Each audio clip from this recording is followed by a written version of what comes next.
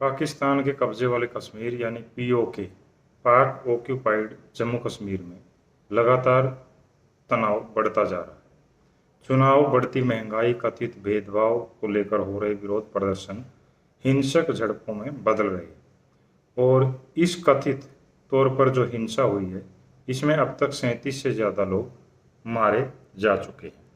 पाकिस्तान के कब्जे वाले कश्मीर पीओके में हिंसा में तेजी देखी गई है, जिसमें पाकिस्तानी सुरक्षा बलों के द्वारा प्रदर्शनकारियों पर गोली चलाने के कारण कम से कम महिलाओं समेत कई बच्चों की मौत हुई और मरने वालों की जो संख्या वो 40 से अधिक पहुंच चुकी है।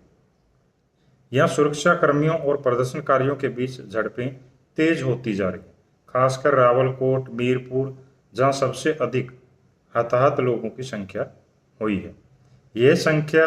ये जो हिंसा है, ये संयुक्त अवामी एक्शन कमेटी यानी कि JAAC द्वारा रावलकोट से मुजफ्फराबाद तक आयोजित की गई एक लंबी पद यात्रा के दौरान भड़की। आखिर यहाँ पर विवाद क्यों है?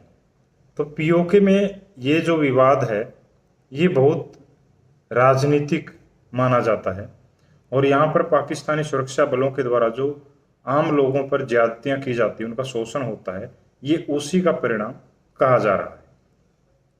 यहाँ पर जैसा हम सभी जानते हैं, जम्मू कश्मीर 22 अक्टूबर 1947 को 2 भागों में विभाजित हुआ और जो पाकिस्तान के कब्जे में जम्मू कश्मीर का हिस्सा चला गया, उसको पीओके यानी कि पाक ऑक्यूपाइड कश्मीर कहा गया।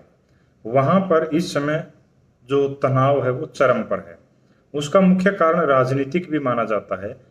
वहाँ जो पाक अधिकृत कश्मीर है, वहाँ पर 45 सीटें विधानसभा की हैं, जिनमें से 33 सीटों पर सीधे चुनाव होता है और 12 सीटें शरणार्थियों के लिए आरक्षित की गई हैं। ये शरणार्थी जो है पूरे पाकिस्तान में कहीं से भी वहाँ पर चुनाव लड़ सकते हैं और इन 12 सीटों के कारण ही यहाँ पर ये विरोध प्रदर्शन आयोजित हो रहे हैं। जो AAC है यानी कि जो JAAC यानी कि जम्मू कश्मीर अवामी एक्शन जो कमेटी है, वो इन 12 सीटों पर जो आरक्षण दिया गया है, इसका विरोध कर रही है और उसका मानना कि पाकिस्तान की जो सरकार है वो अपने लोगों को चुनाव जिताने के लिए इन सीटों को आरक्षित किए हुए है और इनका मानना है कि ये सीटें जो है सीधे चुनाव के द्वारा भरी जानी चाहिए।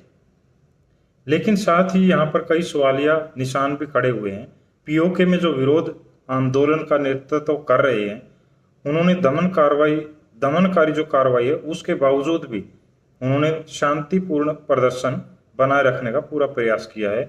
लोग शांतिपूर्वक और निहत्थे डटे हुए हैं और लेकिन फिर भी वहाँ की जो सेना है वो लगातार लोगों पर अत्याचार करती जा रही है, बल प्रयोग कर रही है।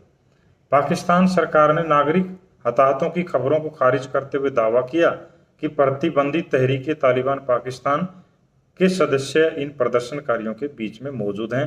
यानी कि सरकार का कहना कि ये जो प्रदर्शनकारी ये आम लोग नहीं हैं, बल्कि इनमें कुछ चरमपंथी लोग शामिल हैं जो पाकिस्तान की छवि को खराब करने का लगातार प्रयास कर रहे हैं। पाकिस्तान के गृह मामलों के राज्य मंत्री तलत चौधरी ने भी प्रदर्शनकारियों के साथ बातचीत की, लेकिन अब उन्होंने किसी भी प्रकार की बातचीत की संभावना से इनकार किया। उन्होंने कहा कि हम प्रदर्शनकारियों से बात नहीं करेंगे और कानून अपना काम करेगा। ये जो तनाव या जो संघर्ष है, ये कोई नया नहीं है। यहाँ 2023 से ही लगातार विरोध प्रदर्शन होते रहे। यहाँ के विरोध प्रदर्शनों का मुख्य कारण महंगाई, बेरोजगारी, सेना के द्वारा अत्याचार और पाकिस्तान के द्वारा यहाँ पर राजनीतिक अधिकारों का हनन, ये सभी कारण इसमें शामिल हैं। ये जो विरोध प्रदर्शन हैं, ये पिछले महीने में बहुत तेजी से बढ़े और पीओके में बढ़ती जीवन लागत, कथित प्रशासनिक उपेक्षा, राजनीतिक भेदभाव, अल्पसंख्यकों के खिलाफ मानवाधिकार के उल्लंघन के मामले, इन सब को लेकर ये विरोध प्रदर्शन बढ़ते जा रहे हैं। वर्तमान में आंदोलन का जो नेतृत्व है वो JAAC कर रहा है, यानी कि जम्मू अवामी एक्शन कमेटी, जो यहाँ पर जो स्थानीय चुनाव हैं उनका भी विरोध कर रहे हैं और उनका कहना है कि जो 12 विवादित सीटें हैं, ये पाकिस्तान की सत्ता को मजबूत करने का एक तरीका है। यहाँ पाकिस्तान की सरकार इन सीटों में हेर फेर करके अपने लोगों को चुनाव जितवा देती है, जिसके बाद जिसको चाहे ये प्रधानमंत्री यहाँ पर नियुक्त कर सकते हैं। वैसे तो यहाँ पर विधानसभा चुनाव होते हैं और प्रधानमंत्री भी पीओके का अपना होता है, लेकिन वो सिर्फ नाम मात्र का होता है। वास्तविक जो सत्ता है वो पाकिस्तान सरकार के हाथ में रहती है। यहाँ का जो मतदान है वो केवल दिखावटी है, क्योंकि लोगों को ना तो पूरा मताधिकार दिया गया है और ना ही लोगों की पसंद के आधार पर लोगों अपने नेताओं का चुनाव कर सकते हैं। लेकिन ये जो तनाव है ये भारत के लिए भी चिंता का विषय बना हुआ है। भारत ने भी इसकी कथित आलोचना की है और भारत सरकार ने बयान जारी करके कहा कि पाकिस्तानी सरकार जो है पीओके में जबरदस्ती लोगों के मानव अधिकारों का हनन करने में लगी हुई है और वैश्विक स्तर पर भी जो है पाकिस्तान के इन कदमों की लगातार निंदा हो रही है। ये जो प्रदर्शन है ये पाकिस्तान में अस्थिरता को दिखाते हैं। सिर्फ पाकिस्तान ही नहीं, पाकिस्तान के सिर्फ पीओके में नहीं, उसके बाकी जो राज्य हैं वहां पर भी स्थिति शांतिपूर्ण नहीं है। सभी राज्यों में इसी तरह विरोध प्रदर्शनों का सिलसिला चल रहा है और ये जो घटना है ये हमें दिखाती है कि जो पाकिस्तान लगातार दूसरे देशों पर या भारत पर आरोप लगाता है कि वो उसके यहाँ पर शांति को भंग करने की कोशिश करता है, उसका एक निराधार झूठ है। क्योंकि भारत का वहाँ पर कोई प्रभाव नहीं है, लेकिन पाकिस्तान के अपने ही जो स्थिति है वो इतनी खराब हो चुकी है कि वो अपने सभी राज्यों पर नियंत्रण पाने में असमर्थ है। इसका मुख्य कारण पाकिस्तान की सत्ता में सेना का शक्तिशाली होना भी माना जाता है।